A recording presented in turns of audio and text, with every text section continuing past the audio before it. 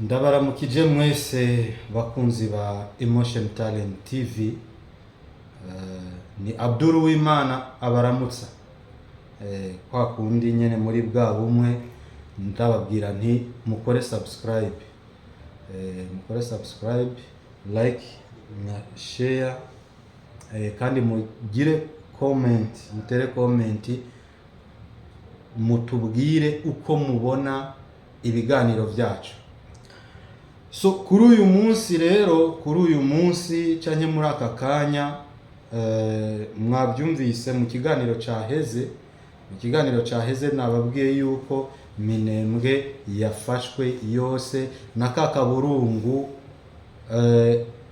bari basigaranye batwigwaneho FRDC Wazalendo n'ingabo z'u Burundi bafatanije zamaze kukabaka.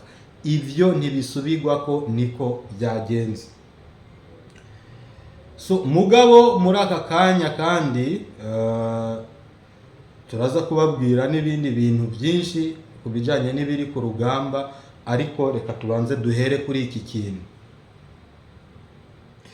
Ikintu tugira duhereko ni ikintu cavuzwe n'umuntu yitwa Seti Kikuni.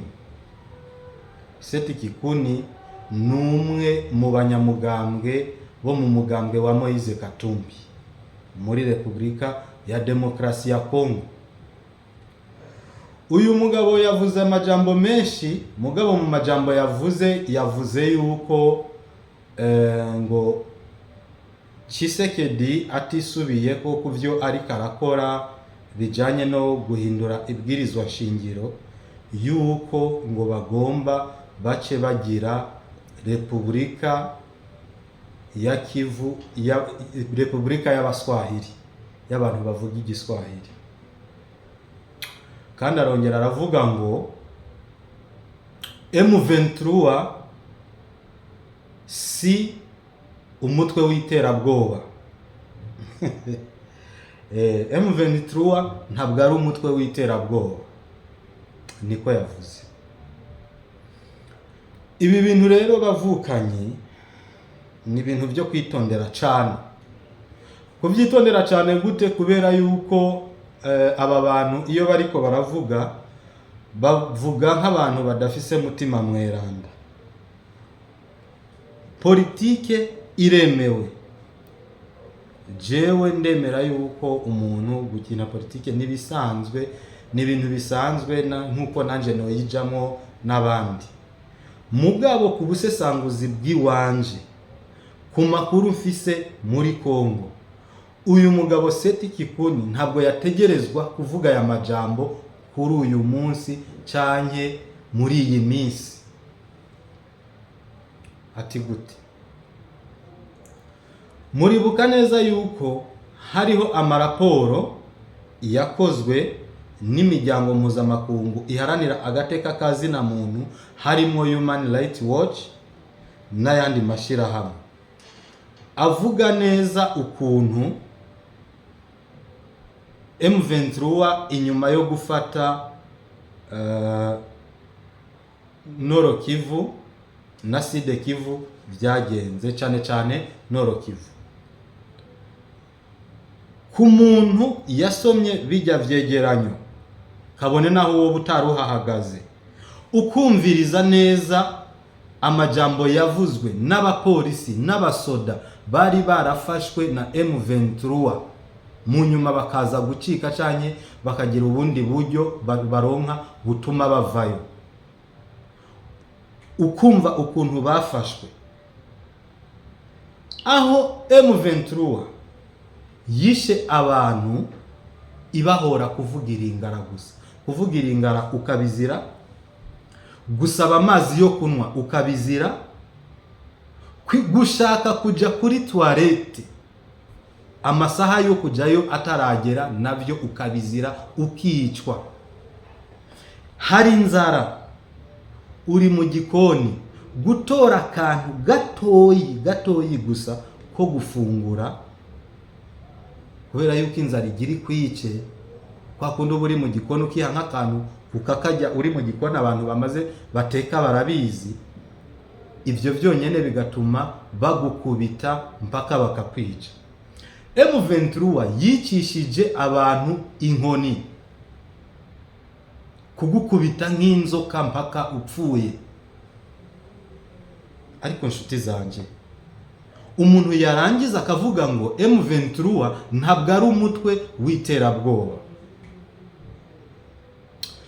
Nuko sinzi nimba uyu mugabo yavuze ibi bintu yumva ikirundi, nari kumubwira ikintu kimwe. Ntabwo umutwe w'iterabwoba cyangwa kuvuga ngo uyu ni umutwe w'iterabwoba, ntabwo bivana gusa nuko ufashe inkoho, kuko inkoho n'abapolisi barazigira, n'abasoda barazigira. Hariho n'ibisiti mu bihugu bimwe na bimwe, ibisiti cyanye abasekirite basanzwe usanga bafise uburenganzira bwo gutunga inkoho. Inkoho ni ikintu gisanzwe rwose. Muri Amerika murabizi yuko umwenegihugu wese arabyemerewe gutunga inkoho. Inkoho rero ntishobora gutuma witwa umuntu akora iterabwoba, ahubwo iterabwoba ubyitwa bivanye n'icyo ukoresha ijya nkoho. So twumvikane bavandimwe, umuntu agenda mu muryango w'abantu akabica bose akabamara, abahora kuba ari FDLR, harimo n'abana b'imyaka 6. Uyo muntu wovuga ngo ntabwo ari umuntu ngo w'iterabwoba, birenze no kubiterabwoba, ahubwo wovuga ngo nicyo ntazi cya kirimbuzi, numwicanyi kirimbuzi. Niko ngira, niko numva ari byo bintu ngira umuntu yomwita. Abantu bavuye iyo bava baza gufata abagore ku nguvu muri Kongo. Amashyirahamwe aharanira agateka kazina muntu yavuze ko buri minota 30 muri Kongo haba hafashwe umugore ku nguvu muri hariya M23 itwara. Mwarumvise ahantu M23 abasirikare bayo bafata abana b'imyaka 4. So twumvikana nk'umuntu w'umubyeyi, nimba uyu mugabo ari umubyeyi akaba yarabyaye abana, uwo kwereka umuntu ariko arafata umwana wawe ku nguvu, umwana w'imyaka 4, aho uwo muntu atari kirimbuzi ni hehe? Aho atari ruhonyanganda ni hehe? Atabaye ruhonyanganda.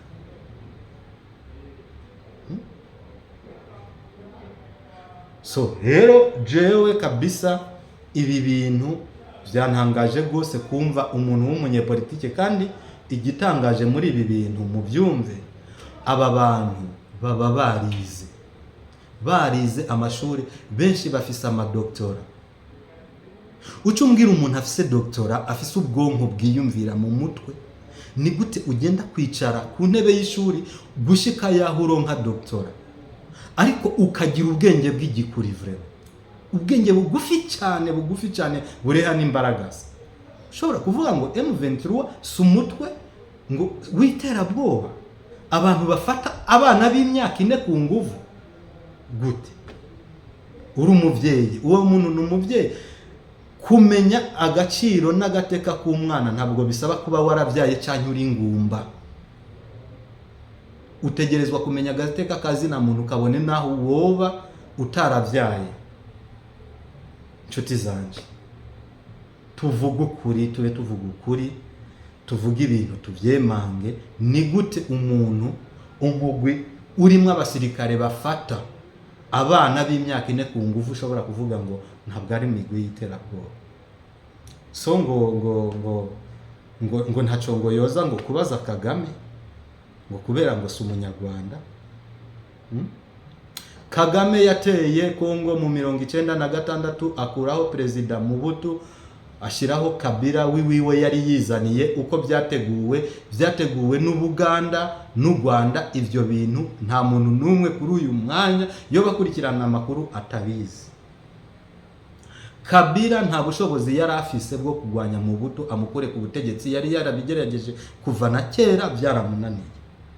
u Rwanda, ingabo z'u Rwanda zishize imbere Kabila nizo zagiye gukuraho perezida Mobutu.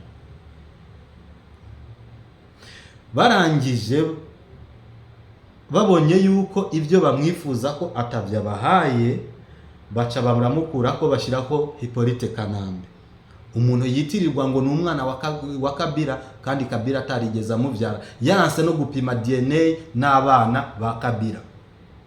Kabila pere yaranse gupima DNA n'abo bana kubera yuko arabizi yuko si umwana wa Kabila. Baramuzana ku mpamvu yabo bwite, bamushyira ku butegetsi. Ni miliyoni 60 z'amadolari Kongo yariha u Rwanda buri mwaka, bivanye nuko ngo abasoda ba Kongo bagiye gukuraho Mobutu. Nani abasoda b'u Rwanda bafashije Kabila gukuraho Mobutu. Tshisekedi araje arabihagaritse, agashavu karaniga hakurya y'amazi. Noneho ugasanga umuntu w'umukongomani afise doktora w'umunyepolitike, ibyo bintu byose ntazi iyo biva niyo bija, akavuga ngo M23 ngo si umutwe witwa terabwoba, ngo yazanwe na Tshisekedi. So kubera yuko Tshisekedi yafashe aba M23 bari bafunzwe, akabagirira namba yarabagiriye imbabazi, ntabwo nzi ukuntu byagenze, hama akabarekura. Mwashaka yuko ngo niwe yabaretse ngo bamwe ngo bari muri Uganda iki. Tshisekedi yari umuntu yaronderera amahoro abanyekongo, avuga ati aba bantu reka nimba ari abanyekongo koko nibaze twicarane tuyage, bavuge ikibazo cyabo hanyuma tugitorere umuti. Byarabananiye kubera yuko si abanyekongo n'abanyarwanda, byarabananiye, urabyumva. Ariko yashaka amahoro. Urumva rero aba banyepolitike bumva yuko Tshisekedi yari gufata aba M23 yarafise kijya gihe, akabashira ku giti, akabarasa, akabacira ubwo gupfa, bagaca bavuga ati Kongo ironse umuperezida w'ikihe. Hawe hakora ubwenge. Tshisekedi ntabwo ari ikijuju cyuko, si kijuju bingana uko, nabyumva. Kabila M23 yabayeho kubw'amasezerano yari yagiranye na Kabila. None uyu munsi Kabila ari muri M23. Ibyo birahagije kugira ngo umuntu azi ubwenge aca amenya ngo M23 ninde. M23 ni Kabila 100%. None mushaka iki? Hanyuma warangiza ngo si umutwe w'iterabwoba. Ndasubiramo iki kintu, ntabwo kuba umutwe w'iterabwoba bisaba gusa kuba ufise inkoho, ahubwo umutwe w'iterabwoba bivana n'icyo ukoresha izo nkoho. Uyu muntu rero Seth Kikuni, abantu baje hajya akabisa bamuhanure, ni umunyepolitike novuga yuko ubwenge bwamwinyegeje, afise ubwenge bugufi cyane buraba hafi. Naho wowe umuntu yitwa yuko ari umunyepolitike, ejo yiyumvira yuko azokwiyamamaza agatogwa muri Kongo, sibyo? Hama akabare karavugira hejuru y'imirambo y'abanyekongo yishwe na M23, avuga ngo M23 ntabwo ari umutwe w'iterabwoba. Hanyuma ejo azosubire kandi inyuma agende kubasaba amajwi bantu biciwe na M23 yavugiye yuko itari umutwe w'iterabwoba. Niba yamwima aca agenda ashinga yindi M23 aze kubarasa. Nibyo baba bashaka. Cyanya avuge ngo yibwe amatora, ngo yibwe amajwi. Abantu barazi kwiyononera vraiment. Umuntu akiyononera kabisa kigira ikijuju kandi ari umuntu yize. Hama kabisa ugasanga n'abantu babivumishije, abantu bose bagenda bavuga ngwego muze mwibanza mushire ibintu mu bwonko, mwiyumvire iki kintu umuntu avuze gifise izihe ngaruka, mbega bimeze gute, nukuri.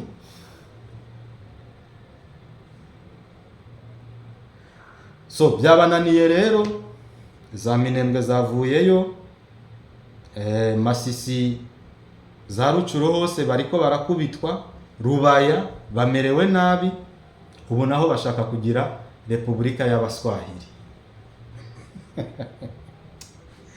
Ibintu byo muri Kongo birambabaza kweli, birambabaza kabisa.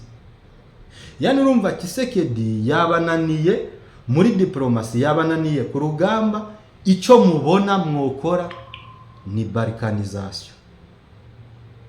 Iyi balkanization yatanguye kuvugwa kera. Ubu rero baronse ubwitwazo bwo kuvuga ngo Tshisekedi ngo agomba ngo guhindura ibwirizwa shingiro. Tuvugisha ukuri, naho wowe utari umunyepolitike, iki kintu uciyumvireko. Namba Tshisekedi agomba guhindura ibwirizwa shingiro, agomba gukora icyo bita referendum. Referendum barandika hama bakavuga ati nimuvuge ego canke oya.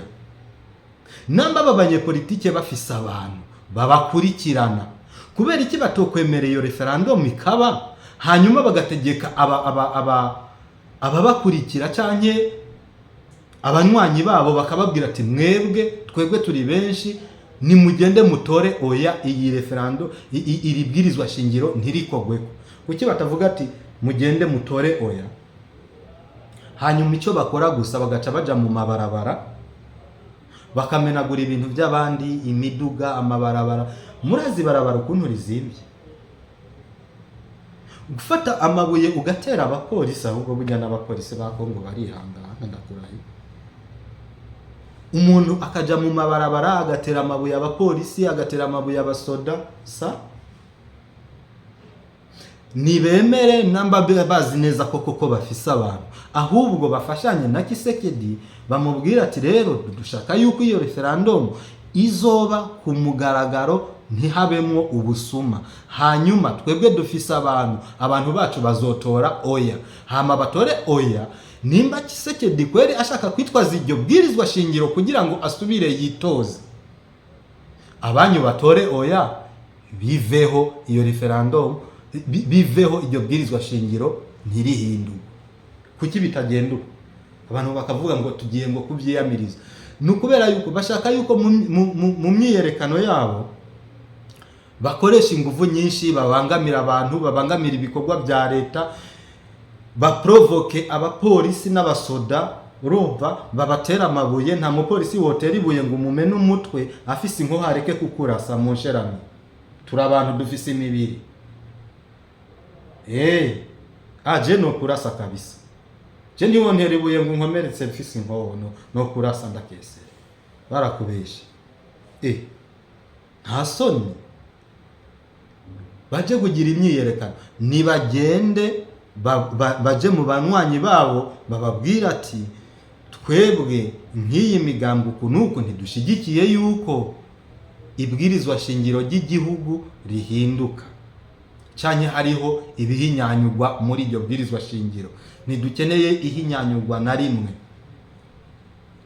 Hanyuma abanyagihugu babo bagende batore oya, biremewe.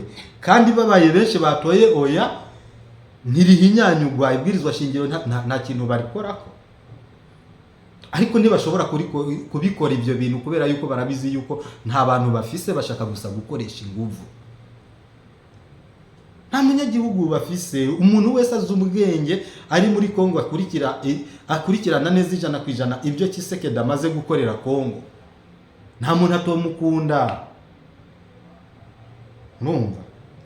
Hanyuma ikindi naco kibyinyegeje inyuma mutari muzi, burya ibwirizwa shingiro rya Kongo ryakozwe kuri size ya Kabila n'u Rwanda. Burya mwibwirizwa shingiro rya Kongo harimo ingingo zimwe na zimwe zagiye zishikwa ko hariho utuntu tumwe tuvuye mu Rwanda, urumva, kubw'inyungu fulani za politike. Jewe sindasoma ibwirizwa shingiro rya Kongo, mugabo narumvise yuko harimo ingingo ivuga yuko mu gihe ku nyungu z'amahoro cyangwa z'akarere Kongo ishobora guheba agapande kamwe kayo. Ibyo nibyo badashaka ko bihinduka. Ibyo nibyo badashaka ko bihinduka. Ngo ku nyungu z'akarere canke ku nyungu za Afrika, Kongo irashobora guheba agaparti runaka. Ibyo bintu mwibwirizwa shingiro rya Kongo ririmo. Twoheba parti runaka y'igihugu ngo nukubera ngo akarere, ako karere ntikaba gafise ibihugu byabo. Urumva umunsi umwe bazicare muri Sena ya Kongo batore yuko akarere ka Kivu bagahebye ku mpamvu zo kugira ngo haboneke umutekano mu karere. Barababeshe, ntibizokwigera biba. Nukubakubita bakabaturira mukamera nk'ubunyegeri barunze mu ziko. Barababeshe, ntibizoba. Ariko ndasubiramo, abantu bumva uru rurimi tuvuga bakaba bashobora gushikira uyu muntu bita Seth Kikuni, bamubwira ati gerageza urondere ikintu cokwega ubwonko bwawe, ugira ubwenge bwisumbuye, kuko ubwo bwenge ni bugufi. Afise ubwenge bugufi nyagose uyu mujama, ni bugufi cyane kabisa. Ubwenge bwiwe ni ubukuri kabisa, ni bugufi gose. Ngira bureha nk'imbaraga. Ntibyumvikana umuntu w'umunyepolitike ashobora kuvuga ibintu nk'ibi kumuhari ugwanya igihugu nka M23, ugwanya igihugu ukongera ukagwanya n'abanyagihugu. Umuhari ugwanya igihugu uraza ukagwanya abasoda ba leta. Ariko ntabwo ugenda kwinjira mu bantu ngo ukerere, uragenda gukerera abantu bari mu ngo zabo biryamiye, ukabamenera ko imiryango ukabakerera. Hanyuma warangiza ukavuga ngo uri kuragwanya leta. None gisanga ikisangani cyangwa ugenda ugwane Kinshasa, cyangwa ugenda ugwane n'igisirikare cy'iyo leta, ugikubite hanyuma bakwemere utwari ufata igihugu. Umunyagihugu muto yimurondera kwiki. Umuntu arakora ibintu kabisa by'ubujuju, hanyuma warangiza ukamushyigikira ngo sicihe. Abo bantu sinone avuga ngo ni byihebe, ahubwo nabicanye kirimbuzi kabisa. So rero ikindi nobabwira nuko FRDC ihagaze neza mu micungararo yose ahantu iriko iragwanira. Wazarendo bahagaze neza cyane, n'ingabo z'abarundi zagiye gushigikira Repubulika ya Demokarasi ya Kongo. Nukuvuga ngo amakuru yose muri ko mugenda muronka avuga yuko ngo ingabo ngo za FRDC ngo n'abarundi bafatanije ngo ahantu ngo bariyo, muri ko murantera agahinda nkumva norira. Abana banyu bariko barahahwerera mugabo. So birashoboka yuko Imana yabonye yuko ifumbire ya Kongo yo baba abo bana b'Abanyarwanda, nta kundi ni mubandanye. Amakuru rero yarayo, mubandanye mwumviriza Emotion Talent n'ibindi biganiro byose tuzakugenda ducisha ko nejo canke hirya yejo. Mukore subscribe kandi mwibuke gukanda kukazogera kugira ngo ikiganiro cyose dushize ko kize gihita kibashikira. Ciao.